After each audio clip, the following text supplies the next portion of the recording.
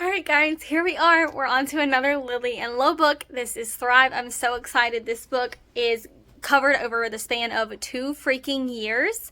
Takes you through a bunch of trials and stuff that they're going through in their current life and how they work through it and what they do to make it through to stay together with each other.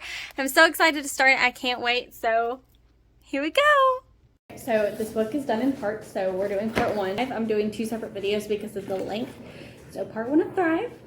Here we go. Wow, so I was not expecting this. So actually this is the past 2 years that have already happened. So from Lily and Lo's last book, Kiss the Sky and Hot House Flower was, this is Lily and Lo's perspective in between those 2 years. I thought that this was 2 years like continuing the story. So where Hot House Flower left off, it would continue, but it's not. It is, a week ago we learned that blank linked my addiction, my sex addiction to the press. The reason I am now on the front page of tabloids and discussed around social media. No idea that this is where this was going to start. But this is exciting because we get to see their road and their journey of how everything happened from then until where we left off with Reich and Daisy. So the rumors and the tabloids and everything that happened with Reich and Lo's father and their relationship with Lily and Rose and them hiding their secret together, we get to see all of that perspective. So that's really cool. So we're going to go back in time for a little bit. I thought of something. I also get it because if you don't read the Calloway sister and you only read the Addicted series, because this is Addicted and the other 2 were Calloway. So if you didn't read the Calloway, this goes straight into after Lily and Lo's last book, the last book in Addicted. This goes straight into read the Calloway sister series. It's fine, because this continues right where Lily and Lo's story left off. You're not missing anything other than, you know, the other sisters' stories, but not Lily and Lo's story. And I've actually never read a series that's like this, so this is really cool. Here I am, sucked right back into where I left off with them. I feel so bad for Lily, and I'm so sad that this is happening. I can't, and it's so weird because my brain is traveling backwards from where I last read of them. So, I shake my head. I suppose my life has been changing a lot these past few months. I was never normal, but the fact that the scandal has taken away the option of being normal, that really hurts. That poor girl. Oh no. I was wondering, because they're not supposed to have a blacklist that her therapist gave her where she can and cannot do things because of her sex addiction. And she just read off what was on the blacklist, and she didn't see it until this past Wednesday, and now they're explaining that. And I want to know why Lo let this happen, because he knows that you're not, like, those are her no-goes, and he just did it. So I don't understand the logic behind that. Hopefully it will explain. Okay, so they had a really big fight, and he was like, fuck the list. I feel like you're better now. You can handle it. All the time they're doing the reality show, and that goes over a span of 6 months or everything's happened. So I know they're struggling with their addictions, so they're not sure how to stay together and how to be able to still each other needs in a healthy way. So this was their solution in this area, and they were like, I think you can handle it. We can handle this together. I know you, blah, blah. And I think, but at this point, it goes from there. So I feel a little bit more comfortable. It's weird because I'm having to fill in the blanks because I've already read, you know, stuff surrounding them, not their perspectives, but where they're in it in the future. So it's so weird to go back and then be like, wait, this is confusing because I don't remember this happening in the other book. But they're filling in the blanks for us. So the secrets part comes in. They're hiding all of this from their family and friends and therapists. And they've been having more sex and not following the list. So maybe, and no one knows, or they really did honestly go back to it, because I remember that scene vividly where they kept denying that they didn't. So maybe they didn't do it then, but they had done it before, or they really did start following the list again. I really don't know at this. It's just a little bit heartbreaking because you see in Hot House Flower how everything changes as far as Reich and Daisy's relationship goes, and how much Lo was so scared that it was going to turn into something else, and that he's been attracted and has been wanting her since she was underage. And he's trying so hard to trust and believe him, and you get his perspective and what he's thinking personally, And then what Reich was thinking in Hot House Flower, she's gorgeous, Reich admits, but she's 16, Lo. How many times do I have to say the same thing for you to fucking believe me? I don't know. And when she's 18, I ask, I've never seen Reich with a girl longer than a few weeks. I can't stomach the thought of my brother screwing over Daisy. No, nothing will change. He tells me, I promise you that we'll always be just friends. I nod a few times, letting that sink in, accepting it as the truth. Okay, I passed him his phone. I believe you.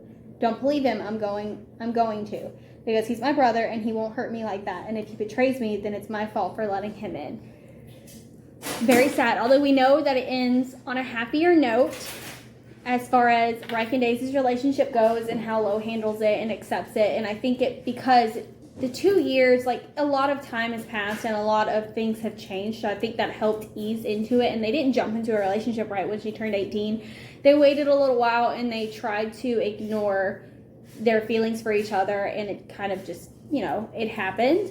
So this is a prime example of Lily and Lo not having any privacy whatsoever of their relationship, and it sucks because I wouldn't want to live that way. And I'm a very open person. I overshare everything, and a lot of things I don't keep very private, but I can't imagine people butting into my relationship without me being the person to initiate it, without me telling them things, instead of them barging in and doing this. So I can feel how frustrated and angry I would be because of this, and I know why Lily and Lo are trying to keep their relationship as private as they can now. Like, they're like, no one needs to know. This is between us. We feel like we can handle it now. We have gone to rehab. We have been in therapy, and although it's a struggle that they're going to be dealing with their entire life, they have the tools to now know how to handle their addictions. So they want to be able to handle it on their own, but they know that their family and friends are not going to allow it. And Poppy is their oldest sister and is showing up in a scene real quick, and she states exactly what I'm saying, because all of them are barging in on Lily and Lo in their room, didn't knock, just walked all up in there. And they're saying how, they can't have sex right now. It's on the rules. It's on the blacklist. They can't do it right now. It's the middle of the day, blah, blah. And Poppy goes, you both realize that they have no privacy outside and inside their relationship, right? It's the obvious thing that's happening. Everyone knows happening, but no one is saying it. And Poppy just blatantly outright says it. And although none of them really get it, like, they're not going to be like, oh yeah, maybe we should back off a little bit. That's not what's going to happen, but at least it was acknowledged. Poppy also states, it just seems to me that you both have trust issues and maybe you need to have a little more faith in them. So an outsider basically coming into their group, because Poppy's she doesn't have a book, she's not really in their group, she is older and off on her own, and she's stating the obvious, like I said. I find this fucking hilarious because this reminds me so much of my husband and his best friend. They play pretend so much like Connor and Lo do, where they're in love with each other, they're gay for each other. That is exactly what their relationship is, and that's how Lo and Connor's relationship is. And I think it's so funny because it brings back so many images in my head of times that they've practically said the same things to each other that Lo and Connor are saying to each other in this book. On the bright side, Connor says, Emma Frost doesn't have a weapon. He unfurls the whip and snaps it in the air. That could have been your ass. You'd like that, wouldn't you? I banter. He grins widely, looking less like Batman and way more like Connor Cobalt. So much it hurts, he replies. Just, I really hate this for them and their relationship and how Lo's brain works and how trauma-filled his childhood was. I pause for a second and I try to remember that day. I try to transport my mind back to that place. But before every warmth there is a cold, for every ounce of light there is a blackness, and for every happy memory there is grief and pain. I can't remember that day without crawling through it all, so open my eyes and let it drift away. It's okay. I'm going to make a new best days with Lily Calloway. I can feel it. It sucks because he feels like he can't go back to the happy memories that he had with Lily. He can't go back to the day that they fell in love with each other, because he feels like he can't think of that without thinking about everything else that comes with it, and it really sucks. So freaking cool. So it is now November. It's Thanksgiving of the year, that 3 months since the sex addiction has been leaked, and we get to see where Rose goes to her sisters and asks, mentions the reality TV show to them for the very first time. So in Kiss the Sky, it just starts off where she's signing the contracts and the TV show's about to start. But here we get to see the beginning before it happens and where Rose introduces them to it and how the whole process works. So this is so freaking cool. I'm so excited that the authors wrote it this way. The Ritchie sisters are so freaking cool. Now, I don't see Poppy a lot, but in the beginning of this book, you see Poppy multiple times in multiple chapters, and this actually explains, you know, more like her own words of why she didn't want to be in a reality show for her daughter, for her family. And then we find out, like, because Lily's concerned about them and if her addiction has touched her 4-year-old niece and Poppy in their life and stuff like that, and she's concerned about everything. So I think it's really cool that we finally get to see more of Poppy as well, even though she doesn't have her own book and she's not in the core 6 because she's older, she has her own family, she doesn't really have the kind of issues or that kind of personality that the authors wanted to show in the book. She's just there as, you know, part of their family, just like their parents are. So I think that's really cool to be able to see that as well. And this part just gets me because they want to go back so bad to how they were, not the past and not to enabling each other, but back to how their relationship was without the rules, without the strings, and where they had boundaries and couldn't do certain things. They don't want to have that tied to their relationship anymore. They want to be able to do everything to each other that they used to, but in a healthy, good way. And trying to find the confidence, and she's telling herself and telling Lo that I can do this, that I don't want you to not tease me. I want you to tease me like you used to, and you stopped because of my addiction, but I can handle it now, and I know when to stop, and I'm going to tell myself to stop. I don't want you to make that decision for me because you're scared that you're pushing me too far. And I really, really hope that it works out, because I want that so badly for them, because that's something that I would want for myself, because I don't like when something doesn't work out. Like, because you can't go back and you can't fix it, you can't change it. But for this, even though things changed and they decided to go after what they wanted and really hope that they can find this and that they can have this back, and that being a sex addict doesn't mean that you can't have a normal sex life, kind of like you used to. You can still have sex as much as you want, but in a healthy way. And that may be just ignorance speaking on my part, because the only thing I know about sex addiction is what I've learned in these books, and these books are fiction, but I'm assuming that the authors did real research on this. So I could be naive in saying that, but that's just, so it could all be a fairy tale, but it's like, it's what my heart and my mind wants for them and what I would want as a person in this situation.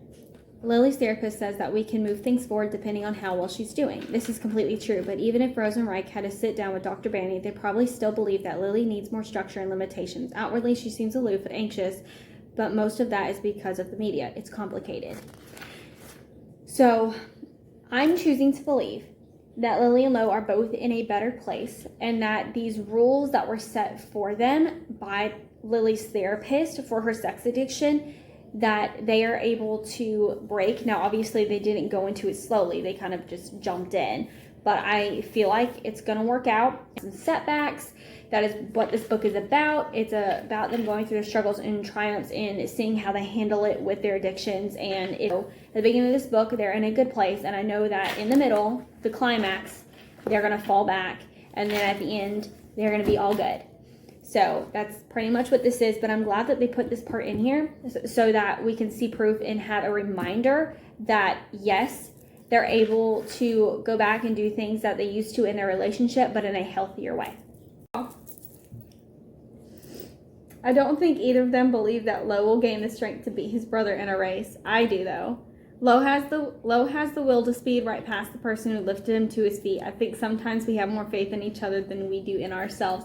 That right there, that's the ending of Hot House Flower. So the ending, like this is, so I know that these are standalone series and that you can the Addicted series without reading the Calloway Sister series, but if you read it in order that the author said that you should read it if you want to read both series together, then you know that right there, that line literally tells you what happens at the end of this book. At the end of Hot House Flower is what happens right there.